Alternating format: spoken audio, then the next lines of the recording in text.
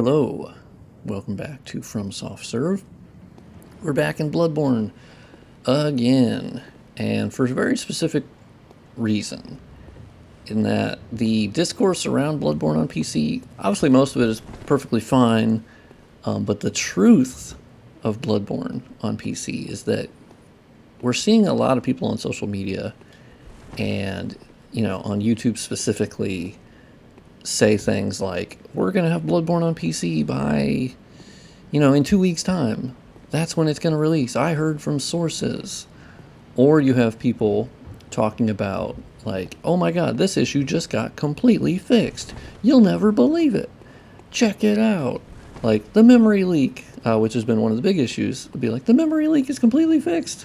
Oh my god, check this out. And it's like, well, no, it's not actually fixed. Is it better? Yes. I just wish people would talk about it in a more normal way of, like, be balanced about it. It is better. It is improved, but I would hazard to ever say that when it comes to something as complicated as emulation of a very complex platform, saying, oh my god, we just fixed this issue completely, which is like, no, we don't know that.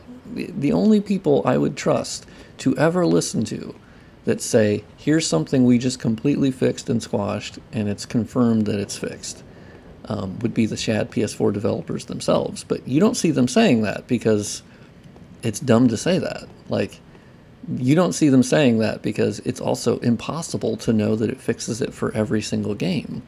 There's a lot of PS4 games. So saying that alone is just unbelievable because there's no way you're going to know that. So you don't see them doing that. So that's the first thing, is like, just be aware, when you go out on the internet and you see videos and they're baiting you. They're baiting you to watching their video, to engaging with their tweet, and they just want to rile people up.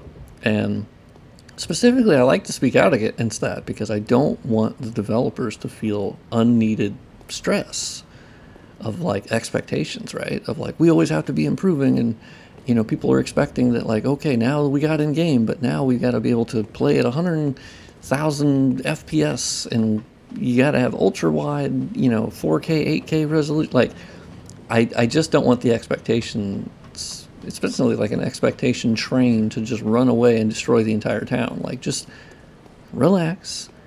Improvements are coming. They're coming at their normal timeline, and we're never gonna match the initial craziness of the improvements we got, of, like, immediately, like, whenever it was only able to get to the menu screen, and we were like, oh man, that's so cool, it just booted up to the menu screen. And then we were able to get to character creation. Oh my god, that's insane. That's such a huge development. And then it was not that much later that it was like, boom, now we're in game and it's like 1 FPS and the graphics are utterly destroyed and nothing is working. But the fact that we're able to run at 1 FPS in Bloodborne on a different platform is crazy, right? And this on and on kept happening, where there was just giant, colossal, galactic improvements in the emulation. But we can't keep expecting that. You can't keep that pace. That even applies to, like, graphical improvements in the entire gaming industry. Like, we're getting to the point of diminishing returns for graphical improvements, where they can say, we're remastering this for PS5 Pro, and you kind of look at the before and after, and you're like, okay, I mean, I guess the shadows are maybe a little bit better. But is it a big difference? No, because we're running into the end sort of how good graphics can look. And obviously there's, path tracing and ray tracing, but I think of observable difference, we're never going to get back to, like, going from PS2 to PS3 or PS1, specifically PS1 to PS2. PS1 to PS2 is such a galactic shift in rendering and complexity and what was possible in performance, and, like, I think those, you can't expect those changes ever again. That's never going to happen. They're all going to be sort of minute improvements. And so when it comes to emulation, you can expect little improvements with PS4 emulation here and there, but I just warn people to not get their hopes up, insanely because that's just not how that's going to happen. Also, when it comes to emulation, your first goal is actually accuracy. You want to be able to act, because you are emulating. So the goal is to accurately replicate how it looks on the original platform.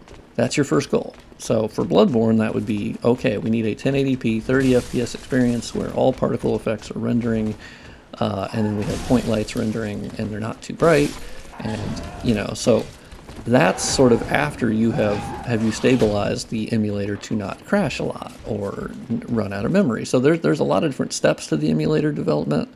I'm not on the emulator development team, but I obviously have been watching emulators for a long time in that space, and that's just your logical first goal is obviously you want stability and be able to boot things at all, but it's stability over performance. So when people are like complaining about performance or they want it to run amazingly well, and when are we going to get optimization? When is it going to, when are they going to get it to run flawlessly at 60 FPS? It's like, well, that's not the first goal. That's just not. And I think people need to have that expectation set that is just simply not the first goal. We want to have it properly emulate the platform, how the game looks, and so that's what I think is confusing for people, is that there will be performance improvements. Like, we've already gotten this game to run at 60 FPS and 120 FPS and higher resolutions, and yes, but you can't rely on that. That will happen. Those have been improvements that have been made, but I need to warn people, you're going to see regressions. Regressions happen. That's just a fact of development. So when they get something to be more accurate and properly display, like point lights or particle effects, initially, is that going to lower your performance versus not having them on at all? Yes. And not as crushing as it is currently, but yes, there are things like that where you will absolutely get lower performance because it's accurately replicating that. And so I just want to warn people, beware, that's going to happen.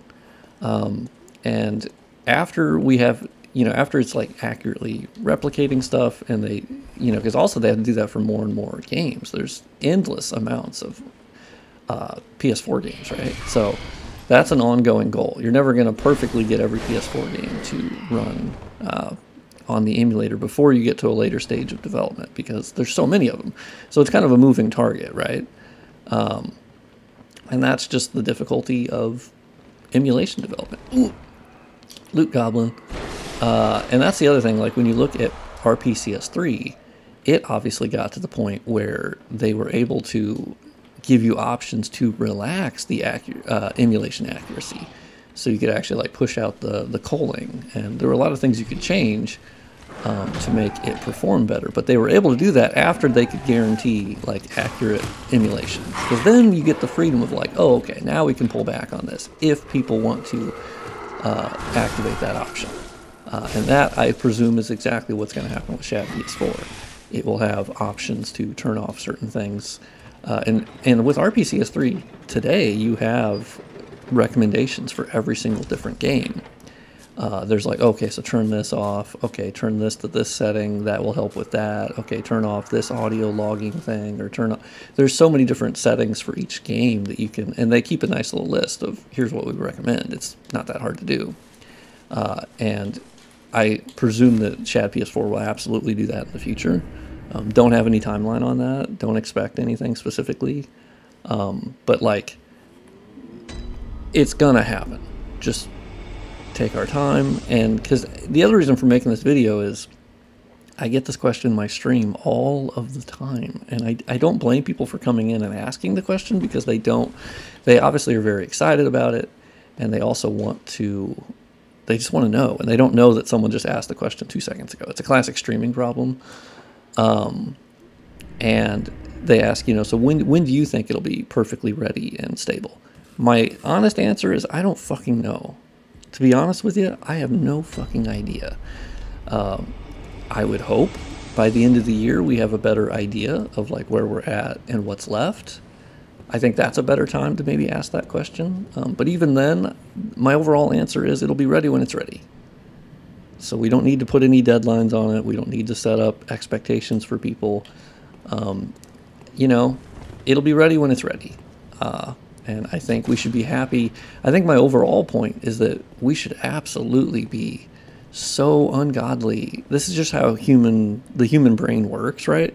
Is that we have such excitement and joy over developments, and then over time we get complacent with it, where we're like, oh, it's still running the same, and okay, this issue's still there. And when, you know, it's amazing that we're even here. It's amazing that I've been able to record this video and play Bloodborne on PC. Like, are you fucking kidding me? That's amazing. That's insane. It reminds me of, I can't remember, I won't be able to credit it correctly, but I think it's from a show or something, or a stand-up set or something, where someone was talking about, you know, how people are so casual about the fact that we have planes, right?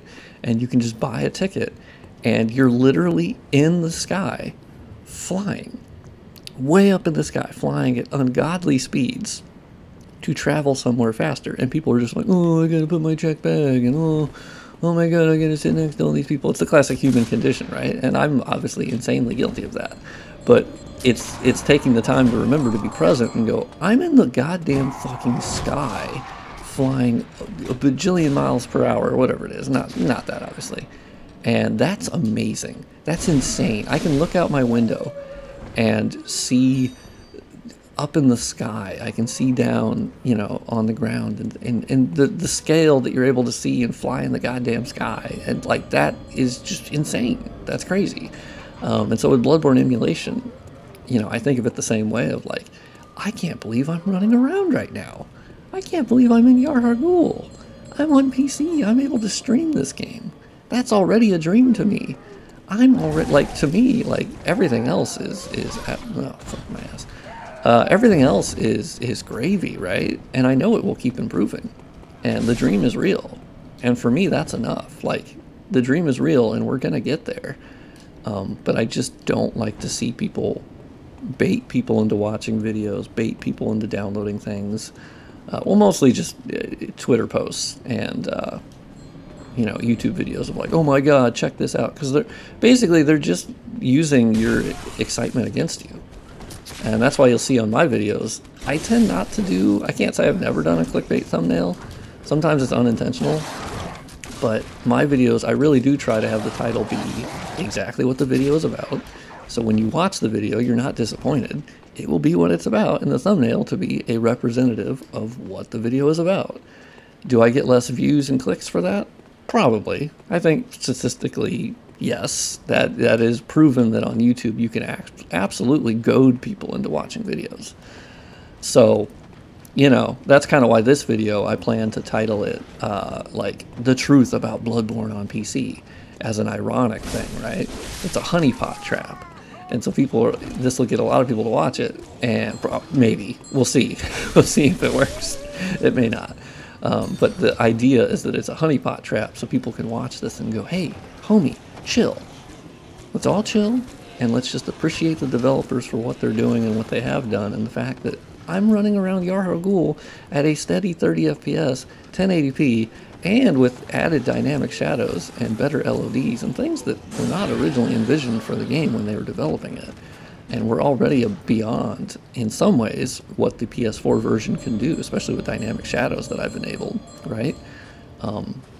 The other thing is, it really annoys me. I feel bad every time it happens where people, and I get it, but they assume that I'm like the one porting Bloodborne to PC.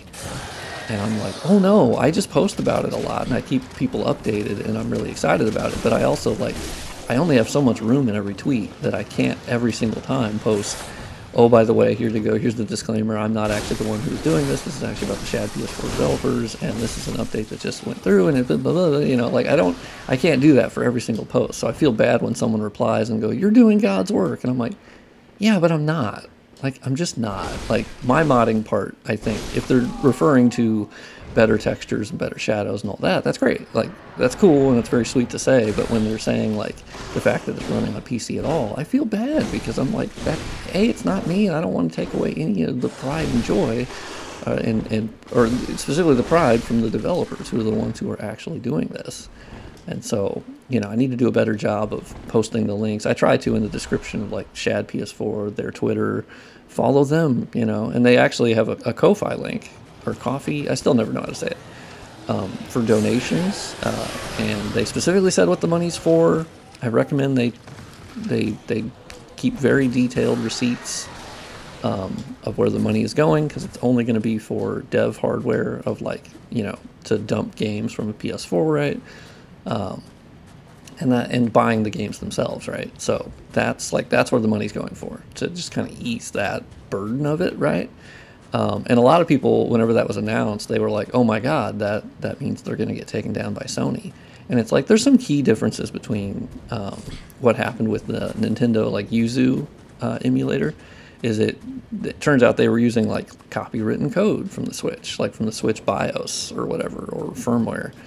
And they were also very relaxed, and just their Discord talked about piracy literally all of the time, and they were sharing ROMs, and it was unbelievable. And it was really egregious and not professional. And so this emulator has been very smart. They don't talk about piracy. That's not allowed in the Discord. They're very clear about that. They ban people. They silence people. It's great. And so the money, they're also very specifically talking about, here's exactly what the money's for, nothing else. That's it. And also Yuzu, here's the other big thing. Yuzu was like, oh, if you pay this certain money, we'll give you an emulator with better features. You're crossing the line there. You can't be paying money for a better emulated experience or a product, essentially. So once again, Shad PS4 is not doing that. They're being smart. They understand you need to follow the lead of the PS1, PS2, PS3 emulators, which we all have emulators for those. And they still exist, and Sony hasn't done anything to them. So you just need to follow the lead of those, and you're good to go. So admittedly, is it probably better to have literally no donations ever at all compared, connected with an emulation project? Yes, I would agree with that.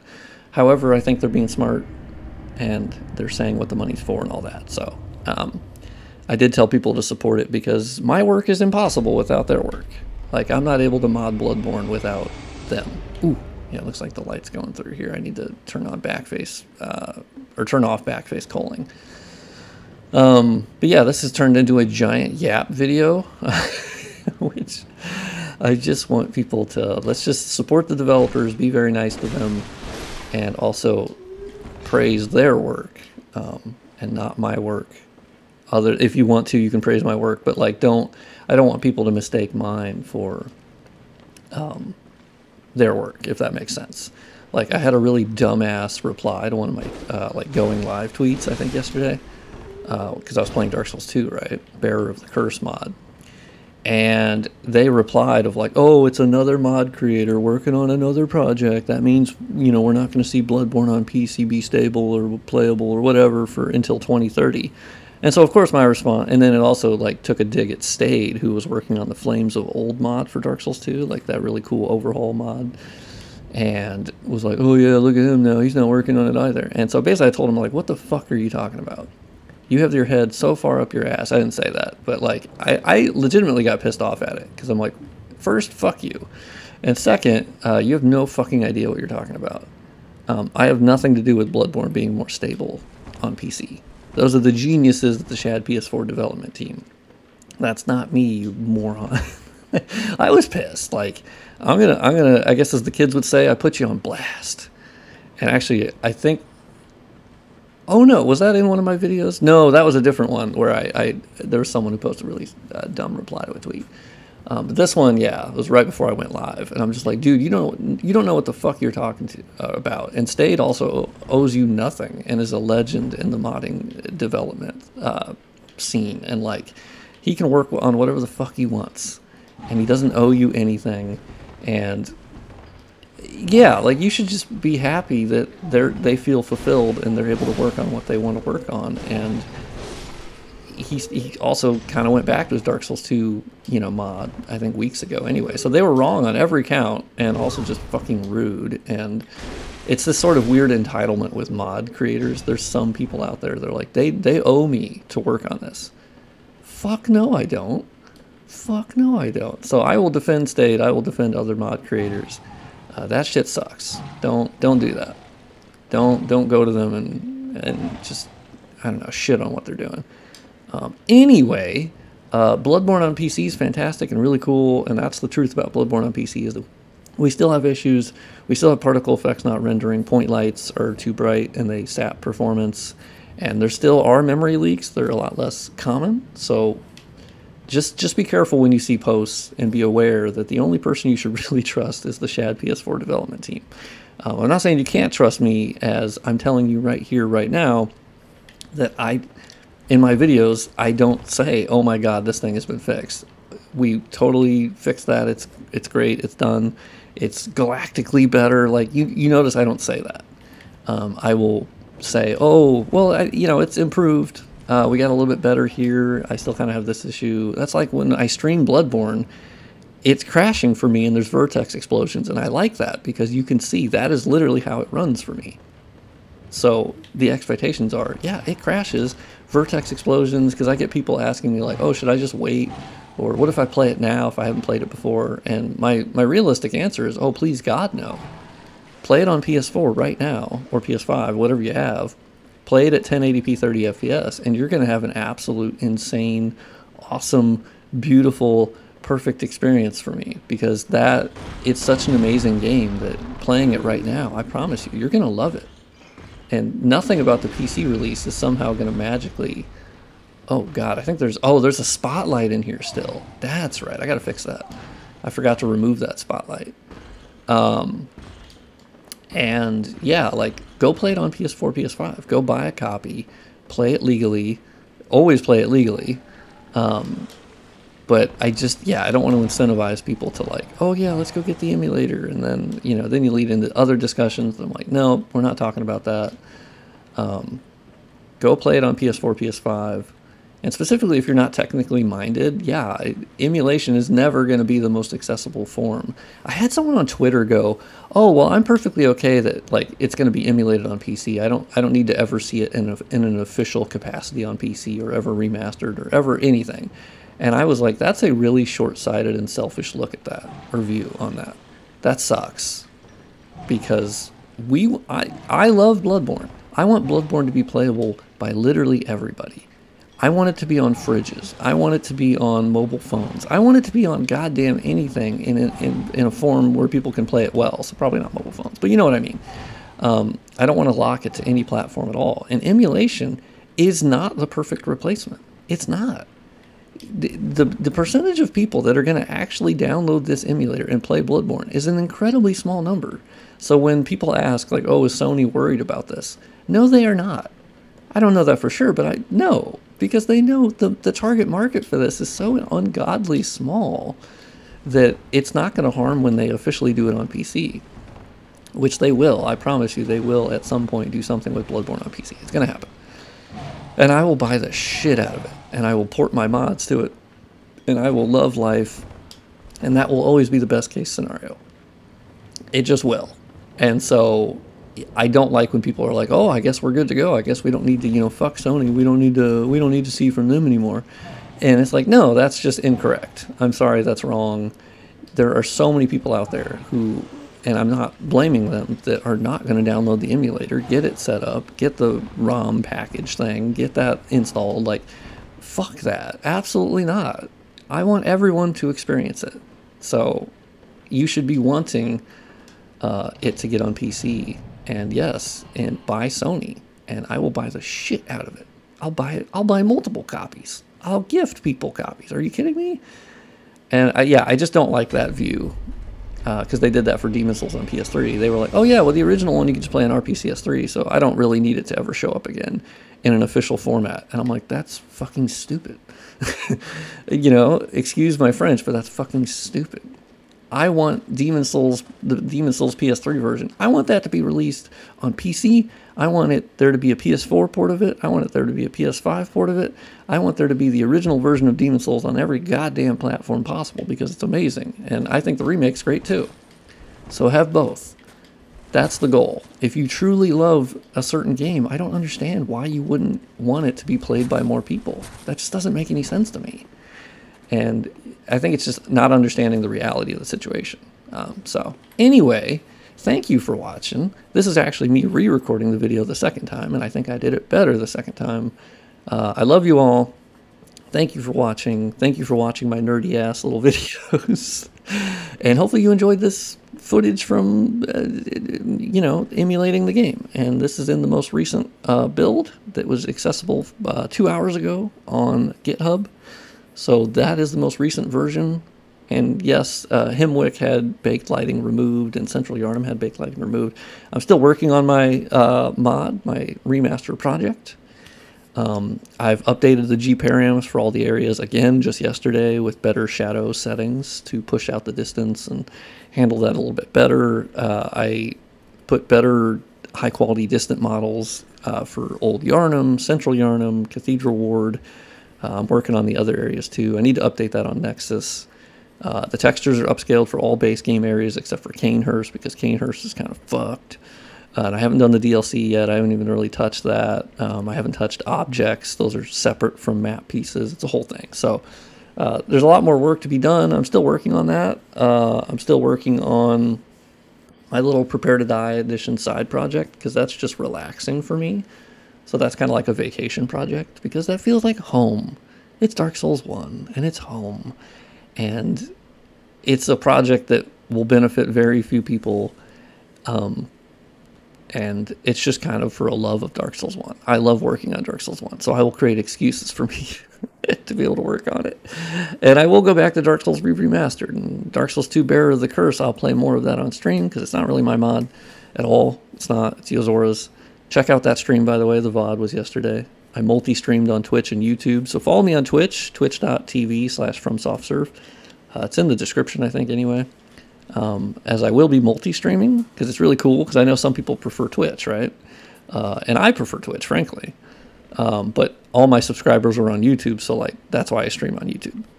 And so now I can stream on both, and then the VOD is automatically on YouTube. That's what I really love about YouTube streaming, is it automatically saves the VOD right after the stream. Boom, it's up. People can watch it. It's fantastic. The encoder settings were hot dog shit in the last stream. I watched it back, and I'm like, dude, this fucking looks like ass. So I'm hoping that's not just a Streamlabs multi-stream thing. Anyway, that's not the topic of this video. So thank you for watching. I'll see you in the next video, and I love you all.